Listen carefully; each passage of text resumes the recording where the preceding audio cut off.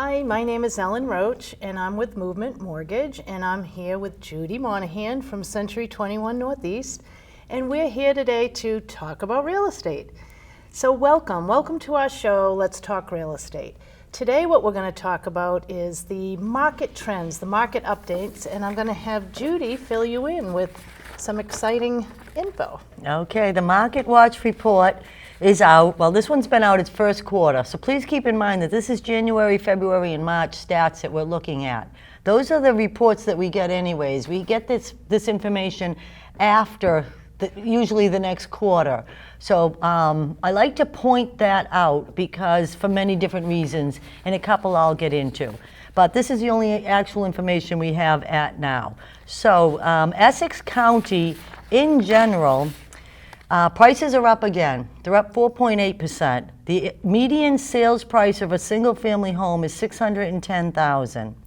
The average sale being $752,000. That too is up 10%. Homes for sale right now for this year compared to last year, we have to remember that the inventory is very limited, and it still continues to be very limited. The homes for sale, we have 396 homes for sale. That's down 16% from a year ago. Closed sales are 647 for Essex County, and that too is also down 20%. So days on market is 42. We're seeing a little bit more, but it's in certain categories. So for the sake of our show right now, we like to do in Haverhill. So closing in on Haverhill, generally, our market is still very limited. We need homes to sell to keep this market moving. We're almost in a little bit of a deadlock. Got a lot of people that want to sell single families and condos, but they can't because they're looking for something else to buy. Mm-hmm. So, but in general for Haverhill for the first quarter, I find these stats very interesting. Your medium sale price, first of all, I'm going to break it down into 01830, 01832, and 01835. Haverhill's a very large community with a lot of homes for sale, just in general. Mm-hmm. You wouldn't know that by looking at our inventory. But let's take a look at 01830. That's pretty much general Haverhill, the main part of downtown Haverhill. Well, the prices are up. Your median sales price for 01830 is $500,000 now. Wow. Up a lot from 5 years ago. People that we that have been doing real estate for a long time are really even finding it hard to wrap our heads around. I mean, that's up 10.8% since last year. Right. That's a huge increase. So if you're investing in real estate, you haven't gone bad year after year after year. Right. So our second one being 01832. That's up near Ayers Village, up into 97, up towards Methuen. Very nice area, a lot of nice homes, a little bit more rural, mm-hmm. But that too is up. The median sales price for that area is $482. A little less than 01830 if you haven't noticed, and it seems like 01832 tends to come in sometimes a little less. Out of the three areas in Haverhill, that one, if you want to say struggles a little bit, but if you want to call that struggling, it's up 4.4%. I have a question on that. So does that include, so the 01832 though, that's going to include some of that inner city area as well, right? Yeah. So yeah, coming down towards like maybe the Hilldale area, right? Yeah, and yeah. So that could be coming into play too, on why it's a little bit lower, because normally that area is a little bit less price-wise than the 01830 area.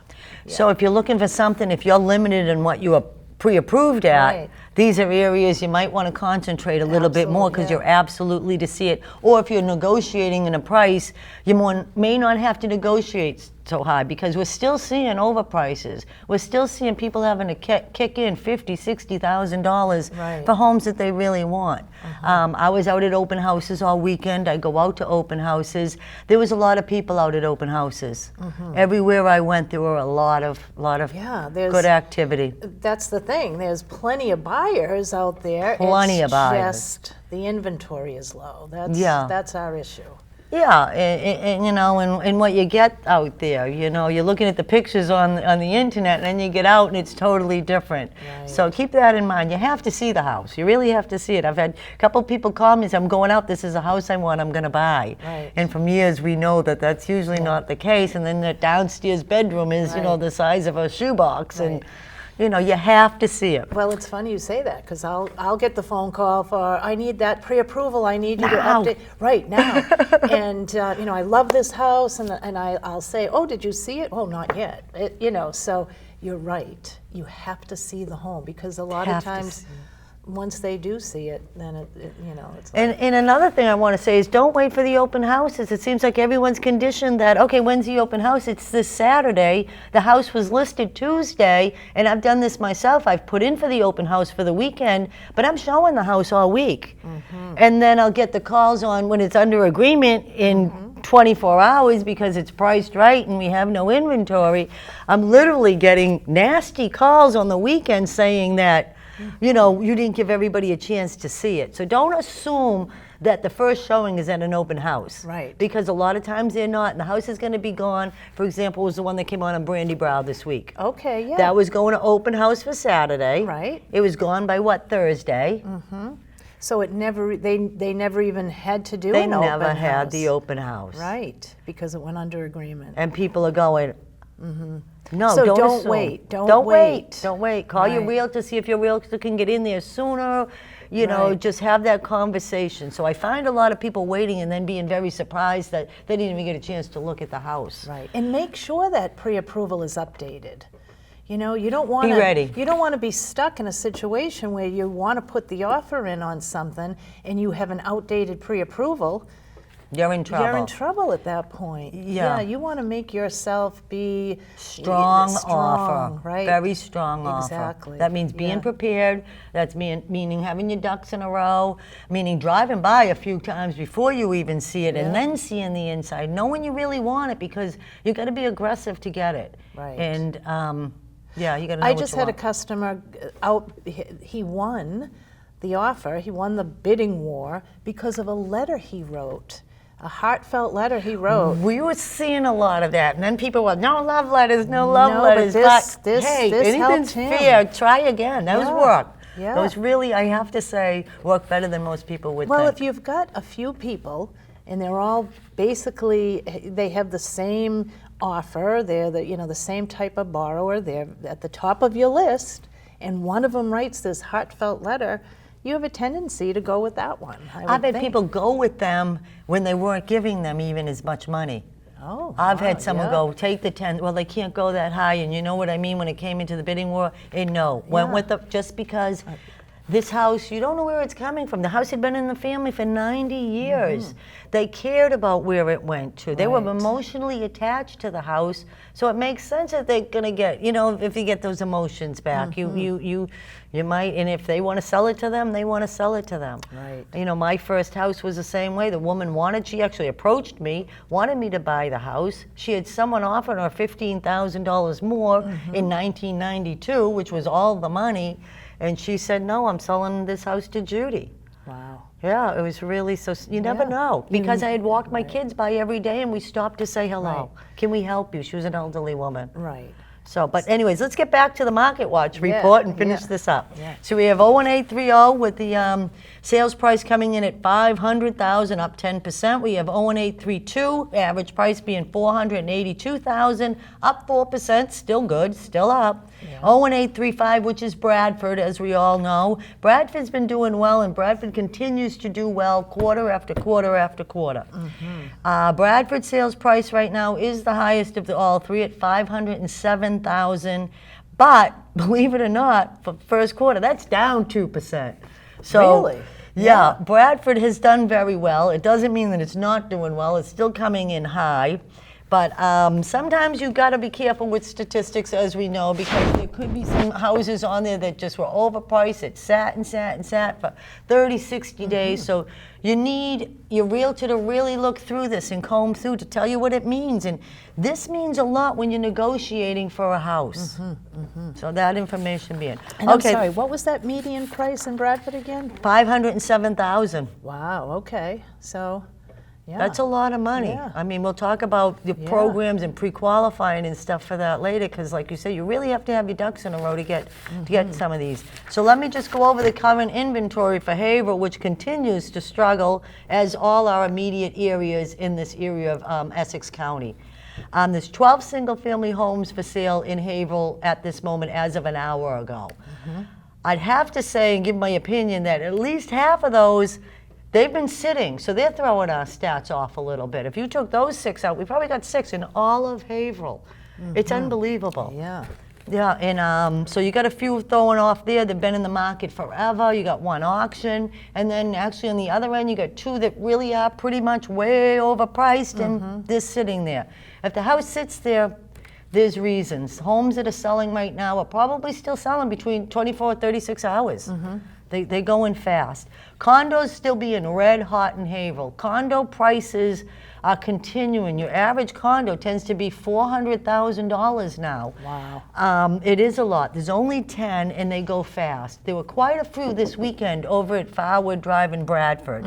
There had to been 4 condos for sale, and actually there was 5 because there was a for sale by owner that was in there. I got to see all of them. They were interesting. Yeah.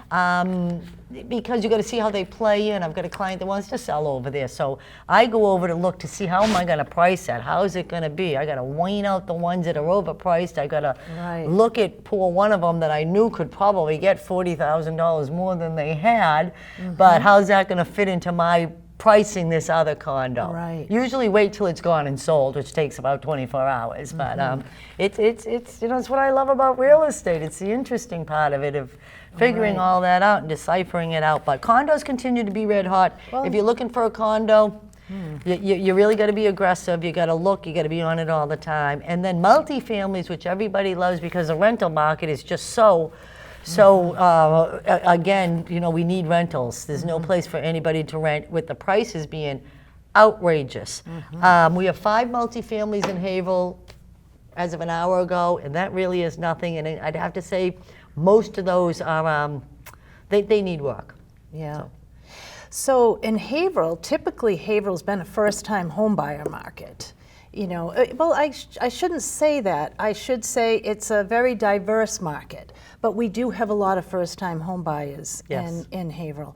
And it's hard for a first-time home buyer to be looking at $500,000 as a sales price. They got to be creative. Right. So I think that's why the condos are so hot in the area, because it is a good first-time home for a lot of these buyers. Yeah. You know, and I think what's going on too, because, you know, coupled with the fact that the inventory is low, the interest rates are on the higher end than they've been in the past few years. Yeah. So you know, we're running into that too. I think that you know, the interest rates right now, you still can get one as low. You can still get an interest rate as low as 5.87. You know, maybe the high 5s by buying the rate down. But typically right now we're seeing those rates in the, you know, mid to high 6s, in some cases, depending on somebody's FICO score, in the 700s. Yeah. So I think that everything is, you know, you've got the rates and the inventory, and that's what's driving those prices up. I agree completely. Yeah.